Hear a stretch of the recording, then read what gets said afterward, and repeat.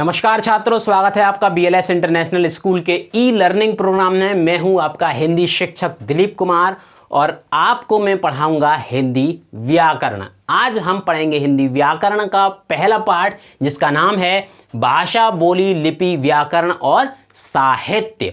तो आइए छात्रों, बिना देरी किए शुरू करते हैं पाठ। तो सबसे पहले हम पढ़ेंगे भाषा के विषय में और जानेंगे कि आखिरकार भाषा क्या है। देखिए छात्रों, विचारों के आदान प्रदान के लिए हम भाषा का प्रयोग करते हैं। अगर हमें अपनी बात किसी दूसरे तक पहुंचानी है और किसी दूसरे की बात को हम ग्रहण करना चाहते हैं तो उसके लिए भाषा का प्रयोग किया जाता है।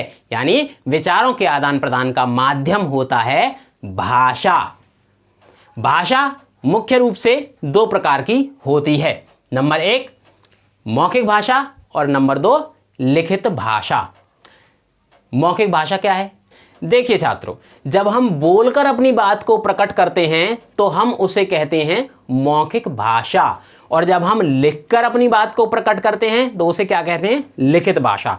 मौखिक भाषा को सीखने के लिए हमें दो कौशल जानने होते हैं। उसके लिए हमें जानना होता है बोलना और सुनना। यानी बोलने के लिए और सुनने के लिए मौखिक भाषा का प्रयोग होता है, जबकि लिखित भाषा का प्रयोग लिखने और पढ़ने के लिए किया जाता है। यानी मौखिक भाषा बोलने और सुनने के लिए और लिखित भाषा लिखने और पढ़ने के लिए होती है। तो ये तो हुई भाषा की बात। भाषा का एक तीसरा रूप और है, जिसको हम कहते हैं सांकेतिक भाषा। मौखिक और लिखित भाषा के अतिरिक्त सांकेतिक भाषा भी एक प्रकार की भाषा है। उदाहरण के लिए आपने देखा होगा कि अनेक बार मुख्य चौराहों पर कुछ पुलिसकर्मी, ट्रैफिक पुलिसकर्मी खड़े होते हैं और वो इशारा करते हैं वाहनों को रुकने के लिए और चलने के लिए। इसी को हम सांकेतिक भाषा कहते हैं। एक और उदाहरण ले लीजिए। कई बार जब आप काफ़ी शोर मचाते हैं तो कई बार आपके टीचर या आपकी मम्मी किस प्रकार का इशारा करती हैं? इसका अर्थ होता है चुप हो जाइए। तो ये संकेत हैं, इसके माध्यम से भी हम अपना मैसेज या अपने भाव व्यक्त कर सकते हैं। लेकिन ये व्याकरण के अंतर्गत अध्ययन का विषय नहीं है, इसलिए हम इसको डिस्कस नहीं करेंगे। केवल आपको बता दिया गया है कि सांकेतिक भाषा भी एक प्रकार की भाषा है, लेकिन व्याकरण की श्रेणी में ये नहीं आती है। आगे बढ़ते हैं मातृभाषा के विषय में। मातृभाषा क्या है? जब बच्चे का जन्म होता है तो वो अपने परिवार से जिस भाषा को सीख लेता है, यानी उसके परिवार की जो भाषा होती है वही उसकी मातृभाषा होती है। यानी बच्चे का जन्म होने के बाद उसकी माँ की जो भाषा होती है, उसके परिवार लोगों की भाषा ही उसकी मातृभाषा बन जाती है। जो भाषा बच्चा अपने परिवार में अपनी माँ तथा अन्य सदस्यों के साथ रहकर सीखता है उसे हम कहते हैं मातृभाषा या मदर टंग।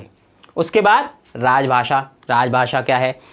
राजभाषा सरकारी कार्यों में प्रयोग की जाने वाली भाषा को कहते हैं। यानी देश के शासन तंत्र में प्रयोग की जाने वाली भाषा राजभाषा होती है। हमारे यहाँ कौन सी है? हमारे यहाँ हिंदी हमारी राजभाषा है। संविधान के अनुच्छेद 343 यानी 343वें अनुच्छेद में हिंदी को राजभाषा का दर्जा दिया गया था, और उसके बाद हिंदी के साथ साथ अंग्रेजी भी प्रयोग की जाती है। यह विडंबना है कि हमारे यहाँ शासन तंत्र में हिंदी के साथ अंग्रेजी भी प्रयोग की जाती है, लेकिन वास्तव में हमारी जो राजभाषा का जो दर्जा दिया गया है वो हिंदी को दिया गया है। अंग्रेजी भाषा का प्रयोग इसलिए किया जा रहा है या प्रभाव इसलिए है क्योंकि एक लंबे अरसे तक हमारे देश पर अंग्रेजी हुकूमत थी, और इसीलिए तब से लेकर आज तक हम अंग्रेजी को समाप्त नहीं कर सके, और साथ साथ अंग्रेजी भाषा को भी ढोना पड़ रहा है। आगे बढ़ते हैं। राजभाषा के बाद राष्ट्रभाषा। राष्ट्रभाषा जो भाषा देश में सर्वाधिक लोगों के द्वारा प्रयोग की जाती है उसे हम राष्ट्रभाषा कहते हैं। भारत में हिंदी भाषा सबसे ज्यादा लोगों के द्वारा प्रयोग की जाती है, इसलिए हमारी राष्ट्रभाषा कौन सी हुई? हमारी राष्ट्रभाषा है हिंदी। आगे बढ़ते हैं। राष्ट्रभाषा के बाद आती है संपर्क भाषा। संपर्क भाषा यानी हम दूसरे लोगों से संपर्क करने के लिए जिन भाषा का प्रयोग करते हैं उसे हम कहते हैं संपर्क भाषा, और हिंदी ही हमारी संपर्क भाषा है, क्योंकि संपर्क भाषा वही भाषा बनाई जा सकती है जो सबसे ज़्यादा प्रयोग की जाती हो देश में, और देश में हमारे में हिंदी सबसे ज़्यादा प्रयोग की जाती है, तो हमारी संपर्क भाषा भी हिंदी है। आगे हिंदी भाषा की गरिमा। हिंदी भाषा की जो गरिमा है, जो डिग्निटी है, वो कुछ महत्वपूर्ण बिंदु हैं इस वजह से है। क्या खास बात है हिंदी भाषा में, आइए बताता हूं आपको। सबसे पहली खास बात है कि सर्वाधिक बोली जाने वाली भाषा है। भारत में सबसे ज्यादा हिंदी भाषा का ही प्रयोग किया जाता है। दूसरी बात, सरल, बोधगम्य व शैली की विशेषता। हिंदी भाषा बहुत ही सरल है, आसानी से सीखी और समझी जा सकती है। बोधगम्य है, आसानी से उसका बोध हो जाता है, यानी कि हम आसानी से सीख सकते हैं। कोई भी व्यक्ति हमारी हिंदी भाषा को आसानी से सीख लेता है। और शैली की विशेषता, हिंदी भाषा की शैली की यह विशेषता है कि यह भावनात्मक भाषा है। इसमें हम अपनी फीलिंग्स को, अपने भावों को बहुत अच्छे तरीके से व्यक्त कर पाते हैं और लोग हमारी फीलिंग्स को समझ भी पाते हैं। हिंदी भाषा में वो ताकत है। इसके बाद तीसरा बिंदु है संपर्क भाषा होने के कारण एकता व अखंडता में सहायक। क्योंकि हमारी हिंदी भाषा ही हमारी संपर्क भाषा भी है, तो देश को एकजुट करने में भी, एकता और अखंडता लाने में भी हिंदी भाषा का महत्वपूर्ण योगदान है। आगे बढ़ते हैं। वैज्ञानिक भाषा, बोलने और लिखने में समान। हिंदी भाषा ही एकमात्र ऐसी भाषा है जो वैज्ञानिक भाषा है, क्योंकि ये बोलने और समझने में एक जैसी है। दूसरी भाषाएं ऐसा नहीं है। उदाहरण के लिए बताता हूं, अंग्रेजी को ले लीजिए। बुराई नहीं कर रहा हूं, अंग्रेजी की आलोचना नहीं है, परंतु सत्य है। अंग्रेजी भाषा में उदाहरण के लिए सी है। सी को क्या बोलते हैं? सी, स का उच्चारण आ रहा है ना, स। तो जैसे सेल है ना, सेल फोन, सा का उच्चारण होता है सी से, लेकिन अनेक स्थानों पे सी का उच्चारण का के रूप में भी होता है, जैसे कि CAT कैट, CAT सेट क्यों नहीं होता? अब बोलने में और लिखने में अब ये दो प्रकार की भ्रांतियां क्यों? इससे तो भ्रांति उत्पन्न होगी ना। लेकिन हिंदी में ऐसा नहीं होता। हिंदी में सा का मतलब सा है, सा को कुछ और नहीं कह सकते। दूसरा उदाहरण ए को ए भी बोला जाता है, आ भी बोला जाता है, तो ये भी इसमें जो है कंफ्यूज करने वाली बात हो गई। ये बात हिंदी में नहीं है। हिंदी जैसी लिखी जाती है वैसी बोली जाती है, इसीलिए हिंदी को वैज्ञानिक भाषा माना गया है। अनेक शोध हुए हैं हिंदी पर, अनेक रिसर्च हुई और हर बार हिंदी को ही सर्वोच्च स्थान प्रदान किया गया। आगे बढ़ते हैं। ये तो भाषा की बात रही, अब हम बोली के विषय में पढ़ेंगे। तो छात्रों, अब बात करेंगे बोली की। बोली क्या है? किसी छोटे से क्षेत्र में बोली जाने वाली भाषा का स्थानीय रूप बोली कहलाता है। यानी कोई भाषा हो, जैसे कि हिंदी, अगर कोई छोटे से क्षेत्र में हिंदी का कोई अलग रूप विकसित हो जाए, दूसरे क्षेत्र में उससे बिल्कुल अलग रूप ही बोला जाता हो, तो उसे उस क्षेत्र की बोली कहा जाता है। जैसे कि मान लीजिए कि हमारे यहाँ पर हाथरस में, अलीगढ़ में, यहाँ ब्रज भाषा का प्रयोग होता है। हम ग्रामीण इलाकों में पाते हैं कि ब्रज भाषा लोग बोलते हैं, जबकि किताबों में जो भाषा आम बोलचाल की भाषा होती है, किताबों की भाषा तो उससे बिल्कुल पृथक, बिल्कुल अलग होती है ना। उसी प्रकार से अगर हम हरियाणा में देखें तो हरियाणा में हिंदी तो बोली जाती है, लेकिन एक अलग प्रकार से हिंदी बोली जाती है, उसको बोलते हैं हम खड़ी बोली। इसी प्रकार से अगर हम पूर्वांचल की दिशा में जाएं, वहां भी हिंदी ही बोली जाती है, लेकिन वहां पर हिंदी का एक अलग रूप है, उसको बोलते हैं अवधी। तो किसी भी भाषा का अगर कोई अलग प्रकार का रूप किसी छोटे से क्षेत्र में विकसित हो जाए, उसे हम बोली कहते हैं।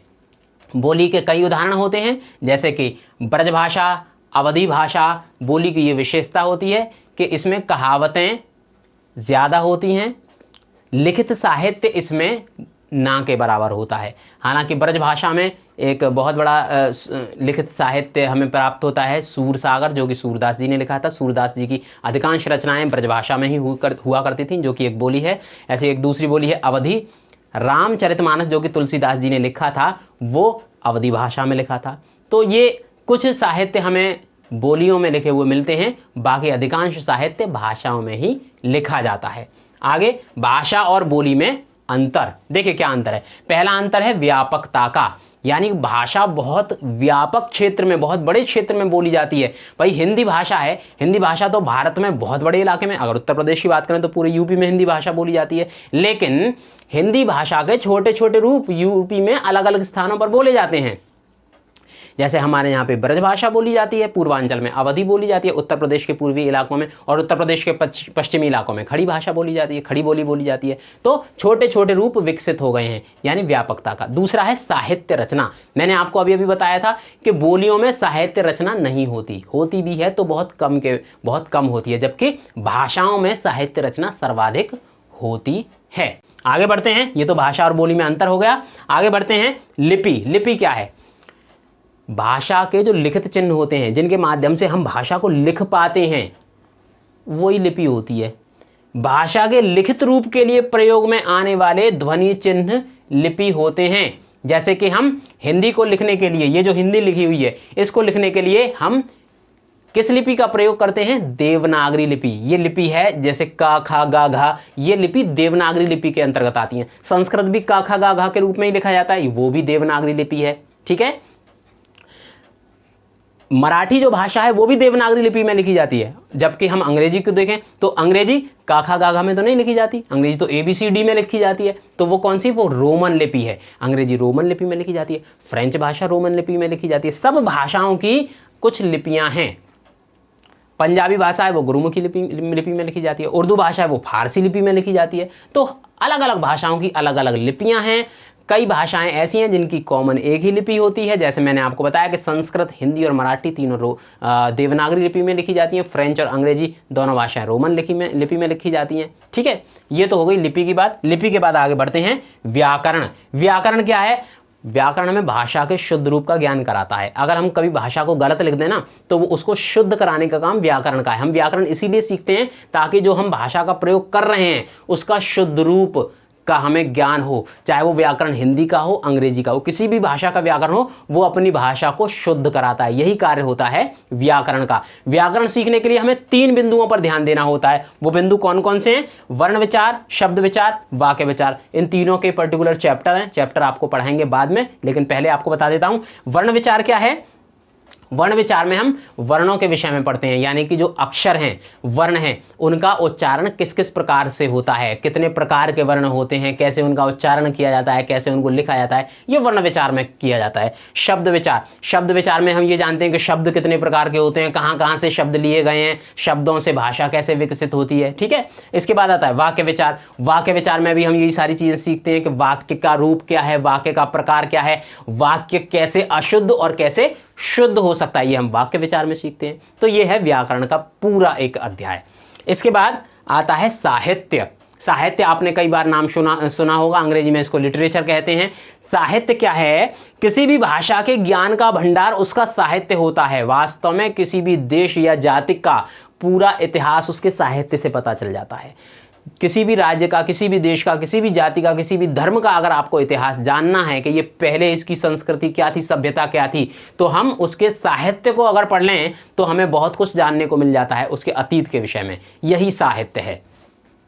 साहित्य 2 प्रकार का होता है, एक गद्य साहित्य और एक पद्य साहित्य। गद्य साहित्य क्या है? कई बार आपने पढ़ा भी होगा या देखा भी होगा, गद्य संकलन या गद्य भारती। गद्य शब्द, गद्य का अर्थ होता है जो चीज़ें कहानी के रूप में लिखी हुई होती हैं, यानी कि साधारण तरीके से लिखे गए साहित्य को गद्य साहित्य कहते हैं, जिसके अंतर्गत आती हैं कहानियाँ, नाटक, उपन्यास, पत्र, ये सारी चीज़ें गद्य साहित्य के अंतर्गत आती हैं। जबकि पद्य साहित्य के अंतर्गत आती हैं वो चीज़ें जब किसी बात को काव्यात्मक ढंग से लिख दिया जाए, यानी कि कविताओं के तरीके से लिख दिया जाए ना, तो उनको हम कहते हैं पद्य साहित्य। इसके अंतर्गत आती हैं शायरियाँ, गज़लें, कविताएं, दोहे, तमाम प्रकार के छंद, ये पद्य साहित्य के अंतर्गत आती हैं। तो ये 2 प्रकार हो गए, गद्य साहित्य और पद्य साहित्य।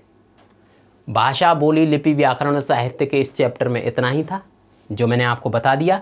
इस पाठ में आपको इसके कुछ नोट्स मैं भेज रहा हूँ बना करके, वो नोट्स आपको अपनी फेयर नोटबुक में लिखने हैं। ठीक है। और उन नोट्स को लिखने के बाद में आपको एक असाइनमेंट भी मिलेगा नीचे, जिसमें 3-4 प्रश्न होंगे, वो आपको हल करने होंगे, वो भी आपको फेयर पे करने हैं। उत्तरमाला में अगले जब चैप्टर पढ़ाऊंगा तब आपको दूंगा। फिलहाल पार्ट 1 में सिर्फ इतना ही। कल कुछ नया पढ़ेंगे। तब तक के लिए दीजिए मुझे इजाज़त। नमस्कार।